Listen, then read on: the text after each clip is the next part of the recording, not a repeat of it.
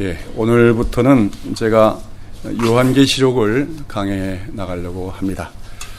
요한계시록은 많은 사람들이 난해하다고 생각하는데 그렇게 난해한 성경은 아니고 오히려 우리가 성경 전체에 대해서 균형 있게 잘 이해하고 있으면은 성경 전체적인 구속사적인 어떤 맥락과 그대로 일치하는, 오히려 성경 전체를 잘 요약한 성경이 요한계시록입니다. 단지 이 요한계시록이라는 것이 소위 그 초대교회 당시나 그 이전에 있었던 묵시문학이라고 하는 형태로, 요즘 말하면 이제 판타지 문학 비슷한 건데 이제 그런 형태로 기록이 됐기 때문에 사람들이 어렵게 여길 수가 있어요. 그러나 우리가 요한계시록은 철저히 기독교 복음과 일치하는 것이다. 그래서 성경에 이제 다른 65권의 성경과 그 내용이 일치하는 것이지 별도의 어떤 계시를 주신 말씀은 아니다 하는 것을 우리가 기억을 해야 될 것 같습니다. 특별히 이제 요한계시록은 우리 예수님이 오실 날이 가까울수록 더 소중하게 여기고 더 우리가 깊이 연구하고 깨달아야 될 말씀이라고 생각할 수가 있어요. 우리 기독교 신앙은 본질적으로 종말론적인 신앙이다, 그렇게 할 수 있습니다.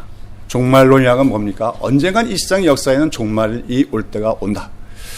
그리고 그 예수님의 제 이름으로 말미암아 그 종말이 오고 그때 모든 인간의 역사가 완성된다. 또 우리 그리스도인들의 구원도 완성된다는 걸 믿는 것을 종말론적인 신앙이라고 하는 것이죠. 그런데 초대교회 때부터 그리스도인들, 특별히 그 신실한 그리스도인들은 이제 예수님이 그처럼 다시 오실 날, 재림하실 날이 멀지 않았고 이 세상 역사가 끝날 때가 멀지 않았다 하는 믿음을 갖고 살았습니다. 자, 그런데 초대교회 성도들이 그렇게 믿었는데, 곧 오실 거라고 믿었는데 그때로부터 2000년이 지났어요. 이렇게 하다 보니까 어떤 사람들은 그 종말론적 신앙은 좀 유치한 신앙이 아니냐, 이렇게 비웃는 사람들도 생겨나게 되었습니다. 그러나 참으로 성경을 읽고 감동을 얻은 사람들, 또 예수님을 진실로 그리워하고 사랑하는 사람들은 반드시 그 예수님이 곧 오실 것이라는 믿음을 갖고 임박한 종말에 대한 기대와 소망을 갖고 살 뿐만 아니라 또 그 종말을 기다리는 것에 합당한 믿음의 자세를 취하려고 했다는 사실을 우리는 기억해야 됩니다. 그런 가운데 이런 종말론적인 신앙을 갖고 있는 성도들이 가장 사랑하며 또 읽고 연구하기를 즐겨한 성경이 하나 있다면 그것이 요한계시록이라고 할 수 있어요. 물론 신구약 성경의 다른 곳에서도 이 세상의 종말에 대해서 다 부분적으로 말하고 있지만 특별히 우리 성도들이 어떤 종말론적인 소망과 신앙적 관점을 가져야 될 것인가를 가장 조직적으로 잘 보여주는 책이 바로 요한계시록이라고 할 수가 있습니다. 요한계시록은 한마디로 이 땅에서 살아가는 주님의 백성들, 우리 성도들과 그리스도의 교회들이 이러한 종말론적인 신앙을 갖고 살아가도록 권고하시기 위해서 우리 주님께서 자기의 교회들에게 보내주신 편지라고 할 수가 있습니다. 그래서 오늘 본문의 1장 3절에 보면 이 예언의 말씀을 읽는 자와 듣는 자들과 그 가운데 기록한 것을 지키는 자들은 복이 있나니 때가 가까움이라 하겠어요. 어떤 사람이 복이 있느냐? 이 예언의 말씀을 읽는 자, 그 다음에 듣는 자, 그리고 그 가운데 기록한 것을 또 깨닫고 지켜서 행하는 자가 복이 있다, 알겠습니다. 이건 사실 다른 성경에 대해서도 마찬가지 적용이 되겠지요. 근데 특별히 요한계시록에 대해서 그러하다고 말씀할 수가 있다고 하는 거죠. 여러분, 우리는 먼저 때가 가까움을 믿는 성도들이 되어야 됩니다. 종말이 어디 있느냐? 예수가 죽은 지 2000년이 지나갔는데 세상에 바뀐 게 뭐가 있느냐? 이렇게 비웃는 세상의 소리를 들 가운데서도 우리는 오늘 성경에서 특별히 요한계시록에서 분명하게 말하는 대로 주님이 오실 때가 가깝다 하는 사실을 우리는 분명하게 믿는 성도들이 되어야 됩니다. 그러면서 이 때가 가까움을 믿고 살아가는 성도들에게 주님이 주신 이 사랑으로 써주신 이 계시책, 그 책을 읽고 듣고 또 깨닫는 자, 지키는 자가 될 수 있어야 된다고 하는 것이죠. 아무쪼록 우리 요한계시록 어떻게 보면 어렵게 여겨지지만 하나하나 이해해 나가면은 여러분의 큰 은혜가 될 수 있습니다. 저는 개인적인 체험으로 제가 뒤늦게 신학교를 가게 됐는데 그 신학교를 갈 준비를 하면서 성경을 좀 곰곰이 여러 차례 읽고 하는 가운데 그 전까지만 해도 계시록을 제대로 읽어본 적도 없었고 이해하지도 못했는데 그러나 참 성령의 감동으로 그 요한계시록을 이해할 수가 있었어요. 그 요한계시록을 이해하고 얼마나 기뻤는지 모릅니다. 정말로 그 앉은 자리에서 일어나서 춤을 출 정도로 이렇구나. 그러면서 깨달은 것이 요한계시록은 특별한 책이 아니다. 이미 우리가 예수님의 사복음서 또는 다른 사도서신 또는 구약의 예언서들 여기서 하나님께서 말씀하신 것들을 좀 더 체계적으로 말씀해 주신 것이다 하는 것을 깨닫고 기뻐했던 때가 있습니다. 아무쪼록 이러한 기쁨, 말씀을 듣고 깨닫는 기쁨에 같이 우리가 다 같이 동참할 수 있는 우리 새벽에 있을 교회의 모든 성도들이 되시기를 축원합니다. 오늘은 이제 요한계시록의 서론이라고 할 수 있는데 그 첫째 시간으로서 오늘 본문 말씀 중에서 9절 말씀에 나오는 예수의 나라와 환난과 참음이라고 하는 제목으로 요한계시록 전체의 주제가 무엇인가에 대해서 말씀을 드리고자 합니다. 우리가 이제 어떤 그 짧은 문장을 읽든지 아니면 아주 긴 내용의 소설을 읽더라도 그 글 전체 내용 가운데서 가장 중요한 단어를 한두 개 우리가 발견할 수가 있습니다. 그렇게 그 전체 어떤 문장이나 소설 전체를 관통하는 가장 핵심적인 단어, 그걸 우리가 소위 키워드라고 하죠. 그렇죠? 키워드. 그래서 우리가 학생들이 국어를 잘하려면은 어떤 글을 문장을 읽을 때마다 키워드를 잘 발견할 수 있어야 된다는 거죠. 그런데 오늘 이 요한계시록 하는 성경책에도 요한계시록 전체의 내용을 관통하는 키워드가 있는데 그것이 뭐냐? 그것이 바로 예수의 나라와 환난과 참음이라고 하는 세 단어라고 생각할 수가 있습니다. 오늘 본문의 9절에 보시면은 사도 요한이 그렇게 얘기합니다. 나 요한은 너희 형제요 예수의 환난과 나라와 참음에 동참하는 자라 이렇게 말하고 있습니다. 동참한다는 건 뭐죠? 함께 참여하는 것이다. 함께 나누는 것이다 했어요. 그러니까 이것은 뭐냐면 사도 요한만이 예수의 나라, 환난 또 참음에 참여하는 것이 아니라 모든 그리스도인, 같은 지체, 형제로 불려지는 모든 성도들은 다 예수의 환난과 나라와 참음에 참여하는 자라는 것을 얘기하고 있다고 하는 것이죠. 다시 말해서 그리스도인이 어떤 존재냐 얘기할 때 예수 그리스도의 예수님을 믿는 그리스도는 예수의 환난과 나라와 참음에 참여하는 자다. 이렇게 얘기할 수 있다는 거죠. 한번 말씀해 보시기 바랍니다. 그리스도는 어떤 존재라고요? 예수의 환난과 나라와 참음에 참여하는 자다. 동참하는 자다. 이렇게 얘기할 수가 있다고 하는 것이죠. 이러한 예수의 환난과 나라와 참음, 이것은 오늘 이 세상을 살아가는 우리 그리스도인들, 성도들의 실존을 나타내는 말이라고 할 수 있습니다. 이 말은 한마디로 예수를 믿는 자들은 반드시 이 땅 속에서 이 세상을 살아가면서 환난을 당하게끔 되어 있다는 거예요. 그것이 예수의 환난입니다. 그러나 그렇게 환난을 당할지라도 그저 일방적으로 패배를 당하는 힘없는 자의 고난이나 환난이 아니라 이미 이겼고 또 이기고 있으며 다스리는 권세를 갖고 있으면서도 받게 되는 환난이다. 그것이 바로 예수의 나라라고 하는 말의 의미입니다. 우리는 흔히 나라라고 하면은 이제 어떤 국가나 국토나 국민을 먼저 생각합니다만 성경에서 나라 그럴 때 우리가 하나님 나라란 말이 나오죠. 이 나라라고 할 때 그 가장 중요한 뜻은 통치 또는 다스림을 말합니다. 그러니까 예수를 믿는 자가 예수의 나라에 참여하는 자라고 하는 건 뭐냐면 예수의 승리와 예수의 통치, 다스림에 참여하는 자다 하는 그런 의미라고 하는 것이죠. 다시 말해서 예수님은 이 세상을 정복하고 승리하신 왕이라는 겁니다. 그리고 사람들 눈에는 안 보이지만 이미 그의 나라가 이 땅에 세워져 있다는 거죠. 우리가 예수를 믿는다는 것은 그 예수의 나라의 국민이라는 것을 의미하고 예수 그리스도와 더불어 세상을 다스리는 자가 되는 것을 의미합니다. 그것이 바로 예수의 나라라고 하는 의미죠. 자, 그런데 이상하게도 우리는 이미 예수님의 승리에 동참하고 있고 그리고 예수님의 나라에 동참하고 있으면서도 예수 믿는 자에게 뭐가 있다는 거예요? 환난이 있다. 그러므로 예수 믿는 자들은 어떻게 된다? 참아야 된다. 인내할 수 있어야 된다는 거예요. 바른 믿음으로 살아가면서 인내할 수 있어야 된다. 그것이 바로 예수의 참음이라고 하는 말의 또 의미라고 할 수가 있습니다. 그런데 이제 요한계시록을 기록한 사람이 누굽니까? 요한이죠. 사도 요한, 예수님의 사랑받는 제자. 근데 그 사도 요한이 기록한 성경이 여러 개 있지요. 그 중에 가장 중요한 게 요한복음이에요.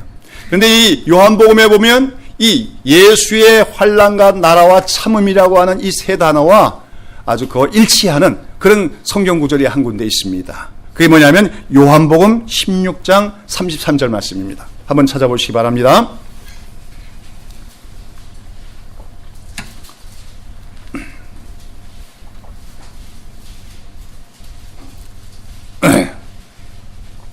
요한복음 16장 33절 다 같이 한번 읽어봅시다. 이것을 너희에게 이름은 너희로 내 안에서 평안을 누리게 하려 함이라.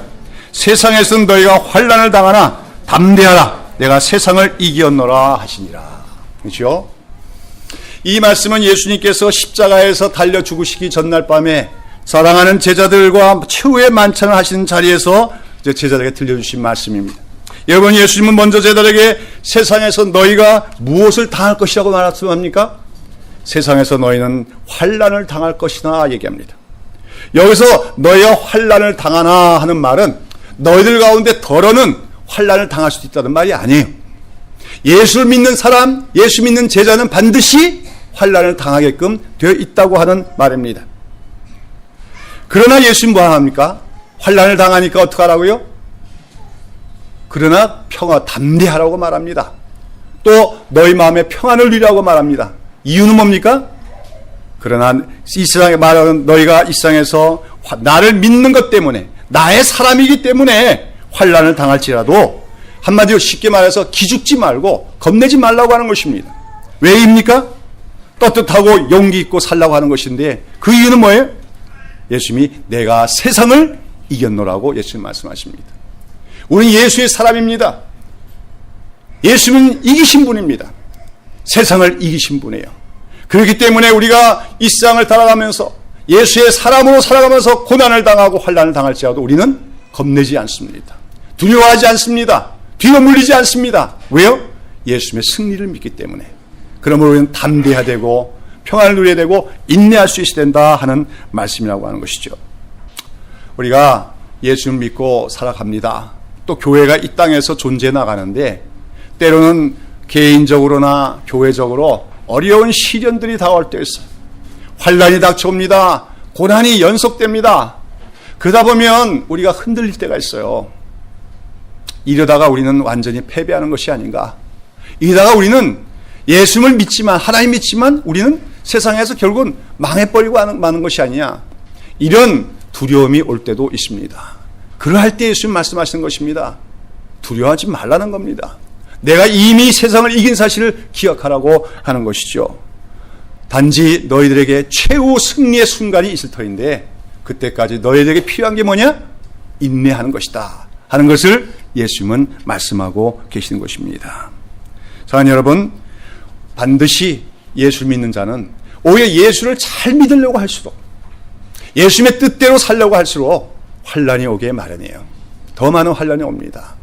그러나 우리는 이미 예수의 나라에 참여한 자임을 알기에 인내할 수 있어야 된다. 그것이 바로 예수의 환난과 나라와 참음이라고 하는 것으로서 사실 요한계시록은 바로 그러한 메시지를 초대교회 성도들에게 전달해 주기 위해서 주님께서 요한에게 환상을 통하여 보여주신 계시였다고 하는 것입니다. 그래서 이 원래 요한계시록이 기록될 당시에 소위 도미티아누스 황제라고 하는 그 로마 황제에서 기독교가 엄청난 핍박을 받고 있었어요. 그래서 이제 로마 제국 시대 속에서 소위 10대 환란이 있는데요. 그 환란에서 가장 극심한 환란 중에 하나가 네로 황제의 대핍박이 있고 또 도미티아누스의 핍박이 있는데 그 당시에 많은 성도들이 예수를 믿는 것 때문에 감옥에 끌려가기도 하고 심지어는 처형되기도 했습니다. 그런 가운데 오늘 여기 본문에 보면 사도 바울은 자기가 예수의 말씀과 예수의 증거로 인하여 반모라고 하는 섬에 있었더니 그래요. 이 반모라고 하는 것은 에게의 섬에 있는 아주 불모지의 섬인데 거기에 사도 요한이 가 있었다는 겁니다. 왜 가 있었느냐? 바로 교회의 지도자로서 체포가 돼가지고 유배를 거기 가 있었던 것입니다. 그런 가운데 그가 어느 날 주일날에 성령의 감동을 통하여 예수님의 환상을 봅니다.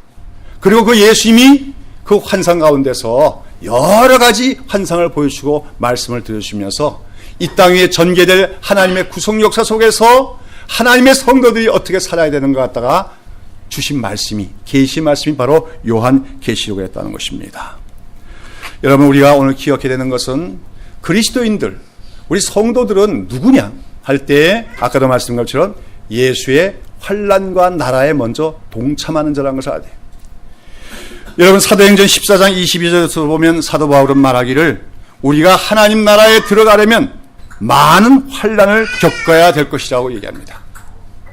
하나님 나라 들어가는데 쉽게 들어가는 길이 없다는 거예요. 하나님 나라 들어가는데 편안하게 들어가는 길이 없다는 거예요. 하나님 나라 들어가기 위해서는 많은 환난도 겪어야 된다고 얘기합니다. 또 디모데후서 3장 12절에 보면 무릇 그리스도 예수 안에서 경건하게 살고자 하는 자는 핍박을 받으리라고 하는 것을 보게 됩니다. 경건하게 살 때 하나님이 복 주신다고만 생각하지 마십시오. 경건하게 살고자 할 때 핍박도 당하게 돼 있다고 성경은 얘기하고 있다고 하는 것입니다. 자, 그러면 왜 이처럼 우리가 분명히 예수의 나라에 참여한 자라고 하는데도 왜 우리에게는 예수의 환난이 있는 것인가? 자, 이거에 대해서 우리는 우리 예수님께서 이 땅에 오셔서 마귀와 세상의 대화와 싸워서 승리하셨지만 그러나 아직 그 전쟁이 다 끝나지는 않았기 때문이라고 얘기할 수가 있습니다. 여러분, 우리 인간이 우리 아담과 하와의 타락 이후, 범죄 이후에 이 세상에는 끊임없는 영적 전쟁이 시작됩니다. 그 죄를 빌미로 마귀는 인간들을 노예로 삼고 자기 종노를 시키면서 그 인간들을 조종하고 있습니다. 여기에 대해서 이제 하나님 백성들은 그 마귀 세력과 싸우는 전쟁을 해야 되는데 특별히 구약의 이스라엘은 그런 영적인 전쟁을 싸우도록 부름을 받은 국가였다고 할 수가 있는 거예요. 신정국가. 그러나 그 이스라엘은 결국은 그 영적 전쟁에서 실패했다고 볼 수 있어요. 근데 완전히 실패로 돌아가지 않은 것이 있는데 그건 뭐냐면, 그러나 오히려 성공인데 그건 뭐냐면 그거는 그 이스라엘 통하여 누가 오시는 겁니까? 예수 그리스도가 오신다는 거예요. 그리고 예수 그리스도가 이 땅에 오심으로 하나님 나라를 선포합니다. 이 땅에 하나님 나라가 세워지기 시작했음을 선포하면서 그 예수 그리스도께서 마침내 큰 전쟁을 치르시는데 그것이 바로 십자가의 사역입니다. 예수님의 십자가는 예수님을 믿는 자들에게 모든 죄를 용서해 주시기 위하여 그 사하기 위해서 죽으신 대속의 뭡니까? 죽음인 동시에 마귀와의 싸움이었다고 성경은 얘기하고 있습니다. 왜냐하면 우리가 다 죄를 짓고 살아가는데, 그리고 그 죄로 말미암아 우리는 참 하나님과 끊어졌고 심판을 받을 수밖에 없었는데 이 죄의 배후에 누가 있는 겁니까? 바로 마귀가 있기 때문에 그래요. 그리고 사탄은 오늘 이 죄를 이용해서 인간들을 뭡니까? 자기 뜻대로 뭡니까? 조종하기도 하고 세상을 좌지우지하기도 하는 것입니다. 그런 가운데 예수님은 자기를 믿는 자들의 그 죄를 완전히 용서하기 위해서 십자가에서 죽으셨습니다. 그 순간에 마귀가 자랑하는 죄의 권세는 깨어졌다고 하는 것이죠. 그래서 이제 골로새서 2장 15절에 보면 그리스도께서 정사와 권세를 벗어버려 밝히 드러내시고 십자가로 승리하셨느니라 말합니다. 십자가로 승리하셨는다.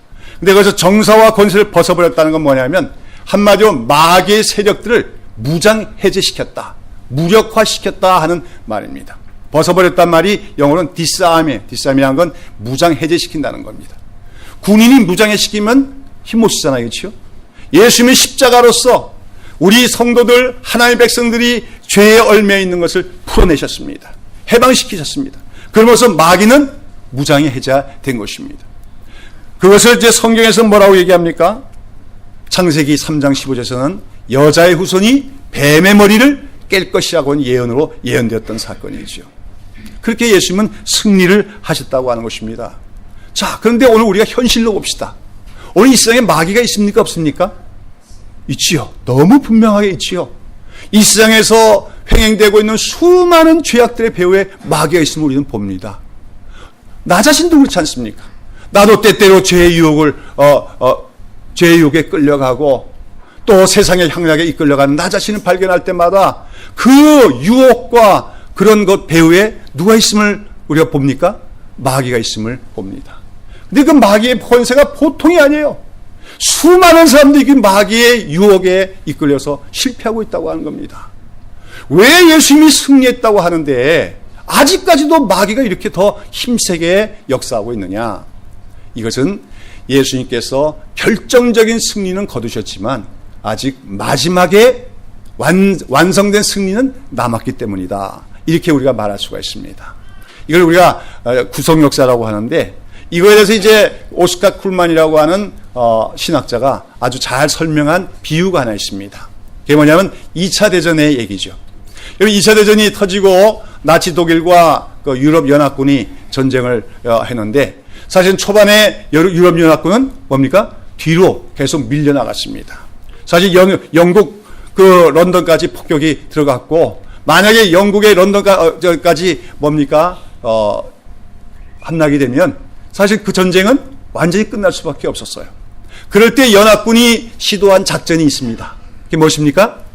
반격을 위한 작전이 바로 노르망디 상륙작전이라는 거예요. 프랑스의 아주 자그마한 해안인데, 근데 독일군에서는 노르망디라고 하는 지역을 택해서 그 연합군이 쳐들어올 거라는 건 전혀 예상하지 못한데, 연합군에서 그 노르망디 상륙작전을 감행했습니다. 그리고 성공한 거예요. 그래서 우리가 그 지상 최대의 작전이라고 하지요. 거기서 승리하고 그때로부터는 전세가 어떻게 합니까? 역전되기 시작하는 겁니다. 그때부터 이 전쟁은 이제 독일군이 침몰하는 전쟁이 아니라 뭐예요? 연합군이 독일군을 뭐예요? 소탕해 나가는 전쟁이 되는 거죠. 그러나 곳곳에서는 독일군의 만만치 않은 반격이 있습니다. 그러다가 이제 마침내 연합군이 어디까지 진주합니까? 베를린까지, 독일의 수도인 베를린까지 함락하자 그 직전에 히틀러는 결국은 자살을 하고 독일은 항복을 선언할 수밖에 없게 되는 거죠. 그래서 완전한 전장이 끝나게 됩니다. 이제 이 전쟁의 얘기를 가지고 오스카 쿨만은 그렇게 얘기하는 거예요. 그 노르망디 상륙작전에서의 성공은 결정적 승리였다는 거예요. 결정적, 그렇죠? 그 전쟁의 승패를 가름하는 가장 큰 중요한 승리였다고 하는 겁니다. 노르망디 상륙작전이 성공함으로써 이미 승리는 뭐예요? 쟁취한 거나 다른 것이 없습니다. 그러나 그 전쟁이 완전한 승리로 끝날 때까지는 뭐가 있습니까? 그 패잔병들, 또 퇴각하는 독일군과의 뭐예요? 국지전들이 있게 마련했다는 거죠. 그런데 그 과정에서 수많은 연합군이 어떻게 합니까? 그 독일군을 소탕하는 그 과정에서도 많은 군인들이 독일군의 반격을 받고 뭡니까? 죽기도 전사하기도 하고 또 다치기도 했다고 하는 것이죠. 이 얘기를 가지고 어떻게 얘기할 수 있냐면, 예수님께서 십자가에서 죽으시고 그 죽음의 피로써 우리 인간들의 죄를 사하신 것은 그러한 결정적인 승리였다고 하는 것입니다. 그리고 예수님이 그처럼 승리하신 분이라는 걸 입증하는 사건이 뭐였습니까? 바로 예수님의 부활이었지요. 그러나 아직까지도 마귀의 세력들은 남아있다고 하는 거예요. 여러분, 아까 창세기 3장 15절에 보면 여자의 후손이 뱀의 머리를 깨뜨리라고 했습니다. 뱀을 아시는지 모르겠는데, 뱀이 머리가 깨뜨려지면 다 직사합니까? 안 합니까? 우리 사람은 머리가 깨지면 직사해요, 대부분. 근데 이 뱀은 머리가 깨져도 오랫동안 생존합니다. 계속 꾸물꾸물대요. 근데 성경에서는 이제 이 뱀이 조그만 뱀이 아니라 뭐예요? 큰 뱀이다. 영어로 하면 드래곤, 큰 용이라고 표현되죠.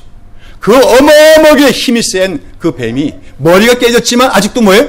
살아서 꿈틀대면서 그 요동을 치는데 그 힘이 만만치 않은 겁니다.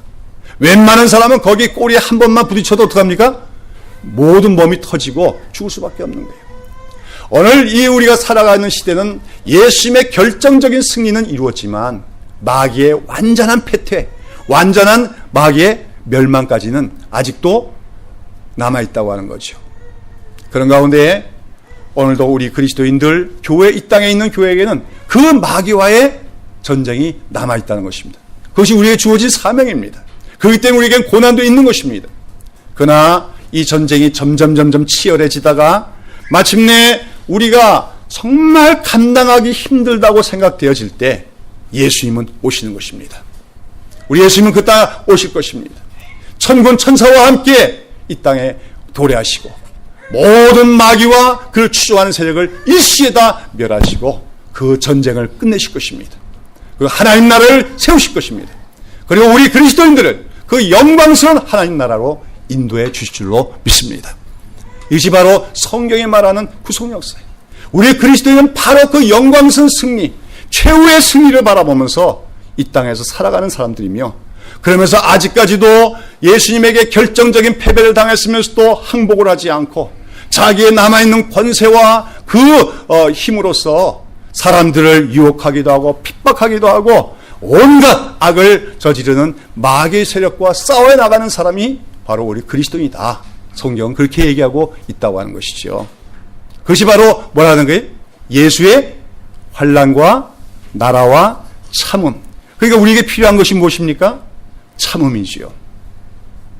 우리는 이 전쟁이 어떻게 끝날까요 하는 걸 모르는 사람이 아니에요.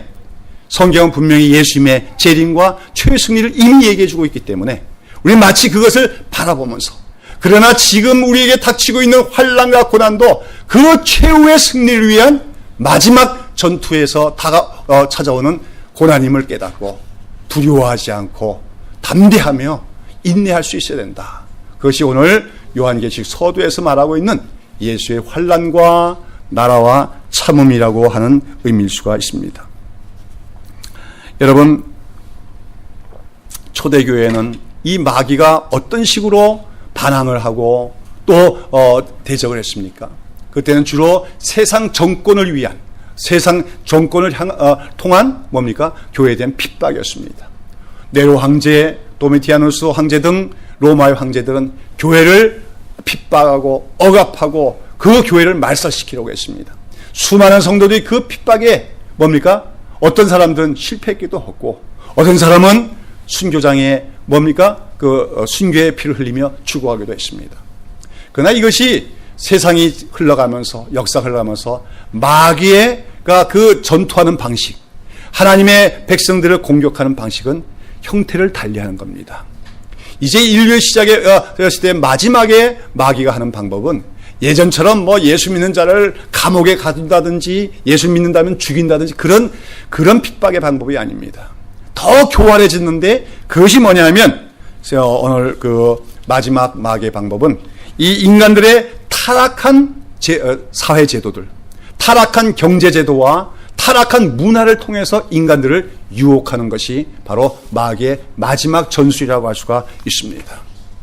사실은 그것이 더 무서운 그 방법이에요. 여러분, 직접적으로 총칼을 들고 싸우는 것보다 더 무서운 거는 우리 안에 뭐예요? 세작들이 들어와서, 오열들이 들어와서 은근슬쩍 우리의 사상을 바꿔놓는 것이 더 무서운 전쟁이라는 걸 우리가 알아야 됩니다. 근데 바로 마귀는 지금 그런 방법을 쓰고 있어요. 근데 그런 방법이 지금 교회에도 먹혀 들어가고 있는 거예요. 교회 속에 세상의 사고방식이 들어오기 시작합니다. 교회 속에 세상의 제도들이 들어옵니다. 교회가 세상의 유혹을 받고 끌려갑니다. 그러면서 그것을 성공인 줄 압니다. 이런 것들이 다 마지막 때 마귀가 사용하는 교활한 어떤 대적의 방법에 교회가 굴복되는 것이라고 할 수가 있는 것입니다. 그러나 눈을 뜨고 있는 성도들은, 성경 말씀을 올바로 깨달은 성도들은 그러한 환난들, 그러한 대마귀의 전술을 이해하기 때문에 그것에서 대항을 하게 되어지죠. 그 대항하는 과정 속에서 어려움이 있습니다. 여러 가지 오히려 그것 때문에 오는 환난이 있을 수도 있습니다. 그러나 우리는 기억해야 됩니다. 그러한 환난이 더 많아질수록, 어둠이 짙어지면 오히려 새벽이 가까운 것처럼 우리가 예수를 믿는 것이 힘이 들면 힘이 들수록 더욱더 주님의 구원의 날은 가까워오고 있음을 기억하는 우리가 되야 될 줄로 믿습니다. 그러면서 인내할 수 있어야 된다는 거죠. 이처럼 우리 그리스도인에게 환난이 있지만 그러나 우리는 이미 승리한 자고 마지막 승리를 기다리고 있는 그런 그리스도의 군사다. 그렇기 때문에 우리가 참아야 된다 하는 이것을 또 다른 비유로 얘기하면, 우리가 새 생명의 탄생을 위한 뭡니까? 그 해산의 진통에 비교할 수도 있을 거예요. 우리 남자들은 잘 이해하지 못하지만 참 여인이 참 그 사랑하는 남편으로의 아이를 잉태합니다. 그래서 참 그 아이가 무럭무럭 자라가다가 이제 만삭이 되면, 마침내 출산 때가 되면 그 여인은 엄청난 고통을 겪게 됩니다. 우리 모두가 우리 어머니들의 엄청난 그 고통을 겪은 후에 우리가 이 땅에서 고고의 소리를 지르며 이 땅에 태어난 것을 기억해야 됩니다. 그처럼 여인이 겪어야만 되는 출산의 고통, 그래서 우리가 해산의 진통이라고 합니다. 너무나도 고통스럽습니다. 그러나 그 고통이 끝났을 때 아름다운 새 생명의 탄생을 맛보게 되는 기쁨이 거기 기다리고 있는 것입니다. 사랑하는 여러분, 우리가 이제 예수를 믿고 살아가는 것이 결코 쉽지만 않다는 것을 우리가 늘 기억을 해야 돼요. 쉽게 예수 믿는 방법은 없다는 걸 알아야 됩니다. 우리가 오히려 주의 말씀대로 더 진실하게 살라고 할수록 더 힘들 때가 많고 더 외로울 때가 많고 더 시련이 많을 때가 있어요. 그러나 우리는 기억해야 됩니다.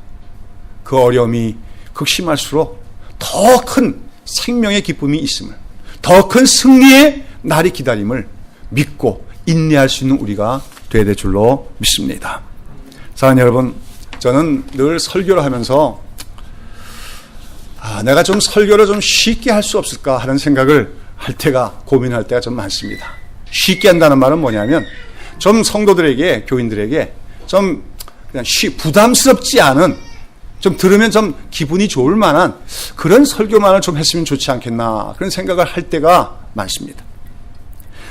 참 세상 속에서 힘들게 살아가는 우리 성도들인데 모처럼 교회에 주일마다 모였을 때마다 참 그들에게, 자, 우리가 예수 믿었으니까 이제는 아무 문제가 없을 것이다, 모든 것이 잘 될 것이다, 그래서 여러분이 기본적인 신앙생활만, 교회 생활만 잘하면 모든 일이 잘 되고 형통할 것이고 세상에서도 번영할 수 있을 것이다, 그렇게 내가 설교할 수 있으면 얼마나 좋을까 생각을 해봅니다. 그렇게 하면 또 설교 잘할 수도 있을 것 같아요. 그럼 교인들에게도 큰 도움이 될 것 같기도 하고. 그러나 아무리 성경을 내가 읽고도 그렇게 설교해서는 안 된다고 성령님께서는 저에게 말씀하십니다. 저에게 성령께서 말씀하시는 것은 여러분이 하나님의 백성이라면 여러분에게는 하나님을 믿는 것 때문에 예수로 말미암은 고난도 있음을 알라고, 얘기하라고, 전하라고 그렇게 말씀하신다는 겁니다. 그러나 중요한 것은 고난도 있지만 그러나 우리는 이미 승리한 자라는 것이죠. 예수님의 승리에 동참한 자라는 거죠. 그리고 사람들 우리 갖다 우습게 볼지 몰라도 우리는 예수 그리스도와 함께 세상을 다스린 자라고 하는 것을 성경은 말하고 있다는 것입니다. 여러분, 이러한 것과 관련된 귀한 말씀이 한 군데 더 있지요. 한번 찾아봅시다. 로마서 8장 16절에서 18절.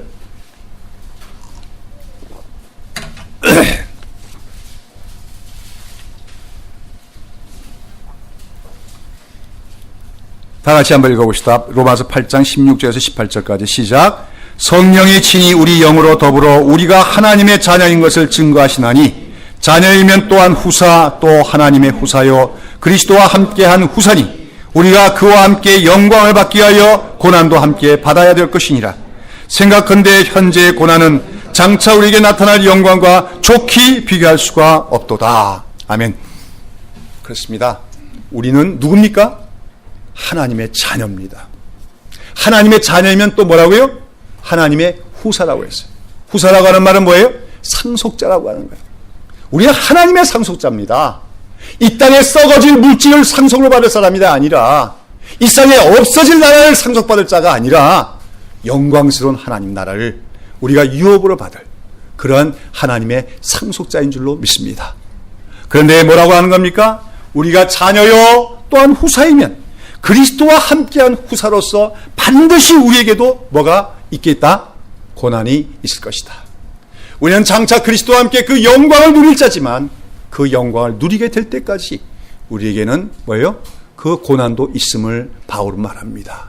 그러나 그 영광이 너무나도 큰 것이기에 오늘 우리가 이 땅을 살아가면서 당하는 고난은 가히 비교할 수가 없다고 바울은 말하면서 오늘 요한계시록에서 얘기하는 것과 마찬가지로 우리가 예수의 환난도 있고 그렇지만 우리 이미 예수의 나라에 동참한 자요 예수의 그 완성된 날에 참여할 자로서 우리가 예수로 말미암은 참음에 힘써가는 성도가 되어야 될 것을 바울도 역시 얘기하고 있다고 하는 것입니다. 사랑하는 여러분, 새벽이슬교회 우리 성도들, 귀한 분들, 여러분 사랑합니다. 저는 여러분의 형제입니다. 사도 요한이 말한 것처럼 저와 여러분은 우리 형제가 아닙니다. 그리고 동시에 우리는 함께 예수의 환난과 나라와 참음에 동참하고 있는 자임을 기억하는 우리가 될 수 있기를 바랍니다. 여러분, 예수님께서, 우리 주님께서 이 땅에 교회를 세워주신 중요한 목적의 하나는 우리가 그러한 하나님의 자녀요 후사로서 이 땅을 살아가면서 우리가 그 영광의 날이 올 때까지 받아야 될 고난이 반드시 있는데, 그 고난을 나 혼자 받기에는 너무나도 힘들기에, 우리로서 혼자서는 설 수가 없기에 예수님께서는 서로 위로하고 서로 격려하고, 그러면서 우리가 예수의 나라를 이루는 그날까지 예수의 환난을 참아내며 함께 인내하자고 서로 위로하고 격려하라고 이 믿음의 공동체를 우리에게 주셨음을 기억하는 우리가 될 수 있기를 바랍니다. 우리 모두가 부족한 자입니다. 우리 모두가 아직까지도 죄성이 남았기 때문에 우리 자신이 순간순간 우리가 또 다시 마귀의 유혹, 죄의 유혹에 넘어갈 때가 많은 존재들입니다. 그럴 때마다 우리는 서로를 판단하거나 정죄하는 것이 아니라 예수 안에서 서로 용납하고 위로해 나가면서 함께 더불어 예수의 환난과 예수의 나라에 참여한 같은 형제요 같은 동역자임을 우리가 다시 한번 인식하면서 예수의 참음을 힘써 해나가자고 서로 위로해 나가는 모든 성도들 되시기를 축원하고, 특별히 앞으로 이어질 요한계시록의 강해를 통해서 여러분이 틈틈이 요한계시록을 더 미리 읽으시고 묵상하시는 가운데 성령의 감동을 받으시고, 또 말씀의 선포를 통해서 함께 나누는 가운데 우리 마음에 세상에서는 너희가 환난을 당하나 뭐요? 담대하라, 내가 세상을 이겼노라 하시는 주의 음성을 들으며 우리가 싸워야 될 이 싸움에서 뒤로 물러나지 않고 인내하며 승리해 나가는 우리 모든 교우들 될 수 있기를 예수님의 이름으로 축원합니다. 기도하겠습니다. 사랑하시는 하나님 아버지, 오늘도 복된 주일을 허락하시고 오늘 특별히 하나님께서 참 주의 백성들, 이 땅에서 고난과 환난 가운데 살아가는 주의 백성들을 위로하고 소망을 주시기 위해서 계시로 주신 요한계시록을 이제 강해해 나갈 수 있도록 도와주심을 감사합니다. 주님, 오늘 우리가 누구냐 할 때 우리가 예수의 환난과 나라와 참음에 동참하는 자임을 기억하게 하여 주시옵소서. 예수님은 이 땅에 우리를 사랑하여 시기에 오셨고 십자가의 죽으심으로 우리 죄를 사하시고 마귀의 권세를 깨뜨리시고 승리하신 우리의 왕이시여 만군의 주이신 줄로 믿사옵나이다.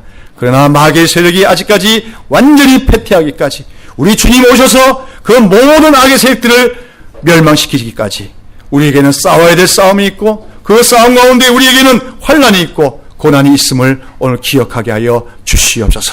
그러나 우리는 이미 승리한 자요 더 영광스러운 승리에 참여할 자임을 기억하기에 낙심하지 않으며 흔들리지 않으며 인내로서 이 싸움을 잘 싸워나갈 수 있도록 하나님의 우리에게 은혜를 허락하여 주시옵소서. 아무쪼록 말씀을 듣고 그 속에서 우리가 얼마나 귀한 존귀한 하나님의 자녀 후사가 됐는지, 장차 우리가 누릴 그 영광스러운 기업이 얼마나 영광스러운가를 날마다 새롭게 깨달아 감으로써 오늘 이 세상 속에서 살아가면서 만만치 않은 이 영적 전쟁 속에서도 낙심하지 않고 담대하며 인내해 나가는 우리 모든 교우들 될 수 있도록 축복하여 주시옵소서. 예수의 이름으로 기도드리옵나이다. 아멘.